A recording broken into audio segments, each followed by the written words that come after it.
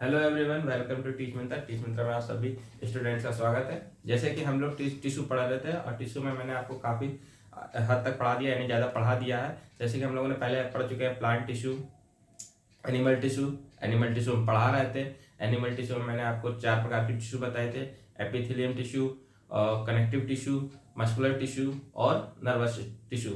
ठीक है, जिसमें हम लोगों ने 2 पढ़ चुके हैं, एपिथेलियम टिश्यू, कनेक्टिव टिश्यू। तो एपिथेलियम टिश्यू क्या होता है मैंने आपको बताया था, ये हमारे शरीर के बाहरी आवरण को सुरक्षित करता है। ठीक है, उसी तरीके से मैंने आपको बताया था कि कनेक्टिव टिश्यू क्या होता है। कनेक्टिव टिश्यू क्या होता है, हमारे शरीर के अंदर जो वाहिनी नलिकाएं होती है उनमें होता है रक्त संयोजक ऊतक भी इसको बोलते हैं। ठीक है, तो ये था कनेक्टिव टिश्यू।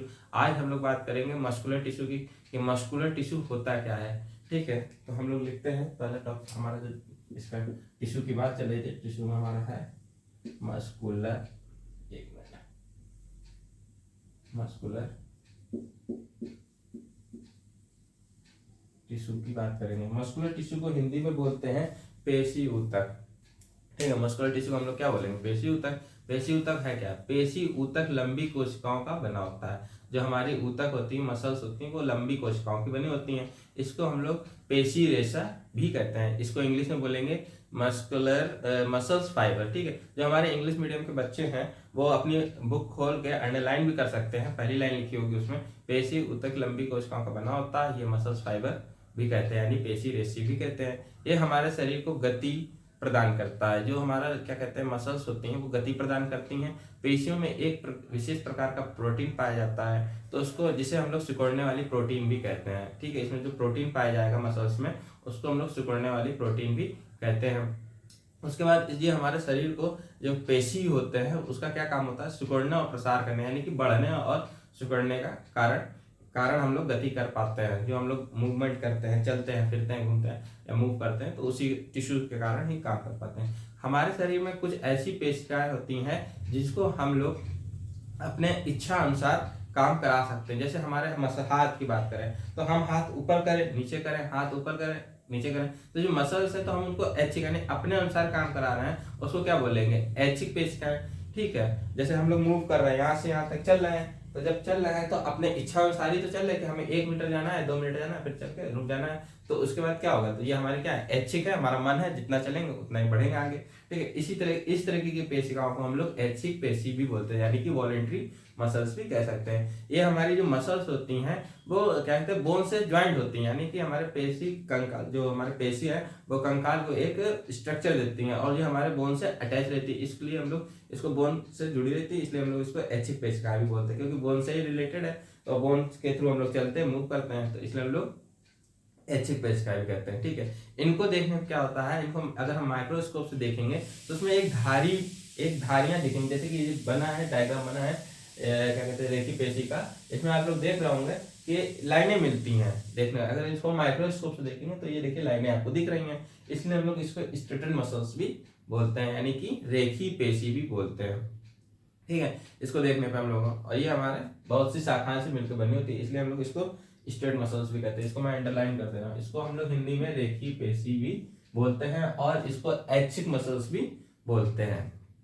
ठीक है, उसी प्रकार से जब हम लोग दूसरे मसल्स की बात करेंगे, दूसरे मसल्स देखिए क्या लिखा है, स्मूथ मसल। स्मूथ का मीन्स होता है चिकनी या अनैच्छिक मसल, इसको चिकनी मसल बोलते हैं और इसको हम लोग अनैच्छिक मसल्स भी बोलते हैं। कैसे, क्योंकि ये हमारे जो इसका कोई मतलब चिकनी मसल्स हैं, ये अपने आप काम करते हैं। जैसे कि ये हमारे भोजन के आहार नाल में पाए जाते हैं, रक्तवाहिनियों में पाए जाते हैं। चिकनी होती है, चिकने होने के कारण कोई भी चीज फ्लो करती रहती है, चली जाती है, तो ठीक है, और ये अपने आप से काम करती रहती है, इसलिए हम लोग इसको अनैच्छिक मसल्स भी कहते हैं। ये हम लोगों के मसल्स जो होती है वो पाई कहाँ जाती है, मैं आपको बताऊँ, ये हमारे आंखों में, यानी पलकें जो होती हैं अपने आप काम करती हैं, अपने आप बंद होती हैं, खुलती रहती हैं, मूत्र वाहिनियों में पाई जाती हैं, और जो श्वास नली होती है उस पर पाई जाती है चिकनी मसल। तो ये हमारे अपने आप काम करती रहती है, इसलिए हम लोग इसको स्मूथ मसल्स या चिकनी कह सकते हैं, या अनैच्छिक मसल्स भी कह सकते हैं। अगर आप इसका डायग्राम देख रहे होंगे तो जो इसकी मसल्स यानी टिश्यू बने हैं, मसल्स बनी है, देखिए आप जो इसकी है स्पेंडल शेप मसल्स है, इसको हम लोग स्पेंडल शेप मसल्स भी बोल सकते हैं। इसकी जो आंखें मुड़ा हुआ है इसको स्पेंडल शेप भी मसल्स बोल सकते हैं। ठीक है, ये अरेखित, इसको रेखित, इसको हम लोग रेखित बोल दिए, इसको अरेखित बोल दिए। ठीक है, इसको ऐच्छिक भी बोलते हैं, मतलब बहुत सारे इसके नाम है, स्ट्रेट मसल्स है, स्मूथ मसल्स है। इसको रेखी पेशी भी बोलते हैं, इसको अरेखी भी बोलते हैं, ठीक है। इसलिए और क्या कहते हैं इसको चिकनी और क्या कहते हैं नलकादार है। तो इसको डिफरेंस है इसमें बताने के लिए। फिर उसके बाद हम लोग बात करते हैं, एक हमारे पास और है कार्डिक मसल। इसको 3 टाइप की मसल्स होती हैं। तो एक स्ट्रेटन मसल्स है, स्मूथ मसल्स है और कार्डिक मसल्स है। तो ये 3 प्रकार की मसल्स है। कार्डिक मसल्स की बात करें, ये हमारे हृदय में पाई जाती है, यानी कि ये लिखा है कार्डिक मसल, इसको हम लोग हृदय भी बोलते हैं। तो हृदय पेशी जीवन भर बराबर चलती रहती है। अगर बराबर नहीं चलेगी, रुक रुक कर चलेगी, तो आदमी को हार्ट अटैक आता है। अगर रुक जाती है तो हार्ट अटैक आने के ज्यादा चांसेस होते रहते हैं, ठीक है। तो ये जीवन भर पर्यंत चलती रहती है, इसमें अपने आप कभी नहीं रुकती हैं। जब रुक जाएंगी तो आदमी की डेथ हो जाएगी। तो इसलिए हम लोग इसको कार्डिक मसल्स भी कहते रहते हैं। तो इसमें न्यूक्लियस भी पाया जाता है, स्टेशन भी पाया जाता है। इसमें आप देख रहे होंगे इसमें बहुत तरह की शाखाएं एक दूसरे से आपस में कनेक्टेड होती है। और ये हमारा कार्डिक मसल्स है।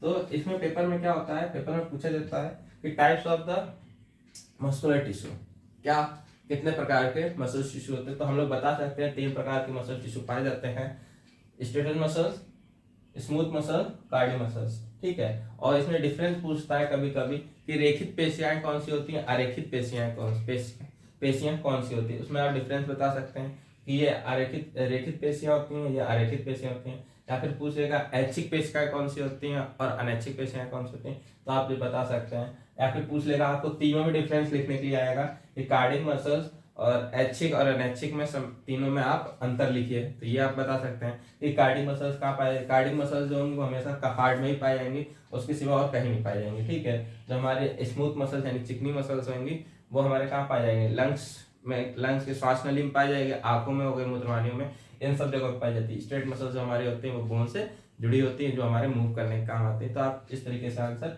इसका पूरा लिख सकते हैं। तो मैंने आपको बता दिया कि मस्कुलर टिश्यू क्या होता है, मस्कुलर टिश्यू में टाइप कितने होते हैं, टाइप्स ऑफ मसल्स की बात बता दी आपको कि 3 टाइप्स होते हैं, ठीक है। तो ये हमारा था मस्कुलर टिश्यू। अब हम लोग किसकी बात करेंगे, मस्कुलर टिश्यू हो गया, अब हम लोग नर्वस टिश्यू की बात करेंगे। किसकी बात करेंगे, नर्वस टिश्यू की।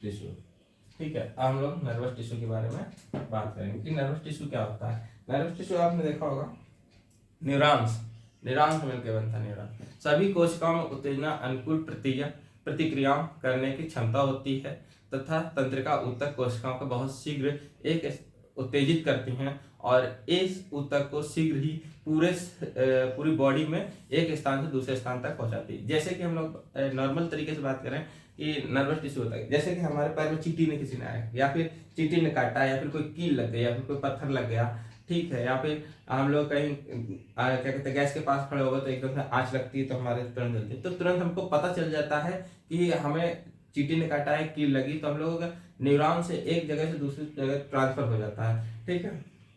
तो हम लोग इसको न्यूरॉन्स बोलते हैं, यानी कि नर्वस टिश्यू भी, नर्वस मसल्स भी बोलते हैं, ठीक। उसके बाद क्या होता है कि नर्वस का मैं आपको नर्वस का डायग्राम बनाया, या फिर आपके पास बुक होगी तो आप उसमें देख सकते हैं नर्वस का, न्यूरॉन्स का या तंत्र का डायग्राम बना हुआ है, सेल बनी हुई है कि उसमें क्या क्या चीजें पाई जाती हैं। जैसे कि आप देख रहे होंगे एक स्ट्रक्चर बना होगा इस तरीके का,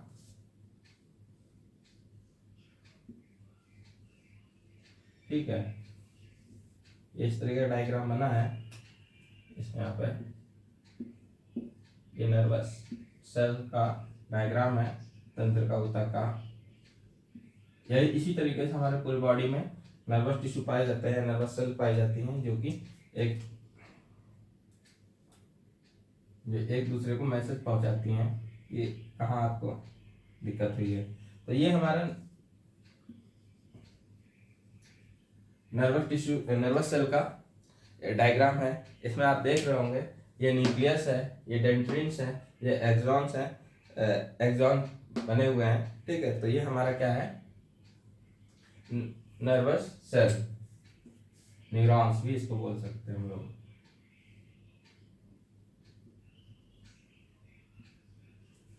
ठीक है।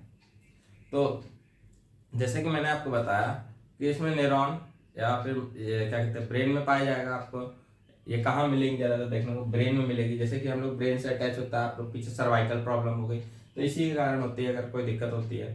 ठीक है, ब्रेन मेजुरज्जा तथा तंत्रिका तंत्रिका ऊतकों से बनी होती है। जो हमारे ब्रेन की सेल्स होती हैं वो तंत्रिका ऊतकों से ही बनी होती है। पूरे माइंड में और ब्रेन में तंत्रिका तंत्र यानी नर्वस सेल ही पाया जाता है।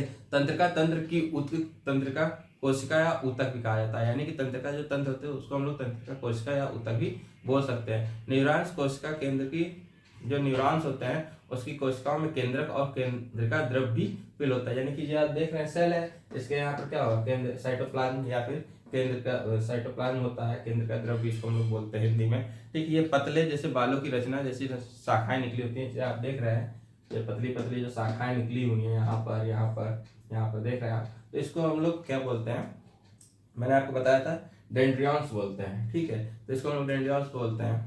फिर उसके बाद एक लंबा सा नीचे दिया होता है, ये देख रहे हैं आप, एक लंबी सी लाइन होती है, इसको हम लोग एक्सॉन बोलते हैं। यहाँ पर ये एक्सॉन्स होते हैं यहाँ पर।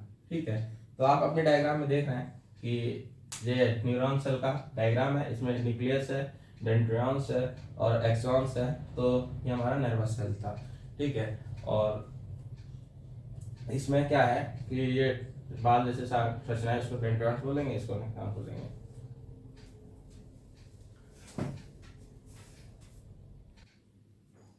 जैसे कि मैंने आपको बताया ये इसमें न्यूक्लियस वगैरह पाया जाता है, तो न्यूरॉन सेल है। ठीक है, ये कितने मीटर लंबी हो सकती है, 1 मीटर लंबी हो सकती है। बहुत सारी तंत्रिका जो रेशे होते हैं संयोजी ऊतक द्वारा एक साथ मिलकर इसको तंत्रिका का निर्माण करते हैं। इसमें बहुत सारे नर्व सेल्स एक दूसरे से अटैच होते जाएंगे, जैसे ये डायग्राम बना है आपका देख रहे होंगे, इसी तरीके से नीचे भी एक डायग्राम बना होगा, यहाँ से अटैच होगा, फिर यहाँ एक सेल बनी होगी, इससे फिर अटैच।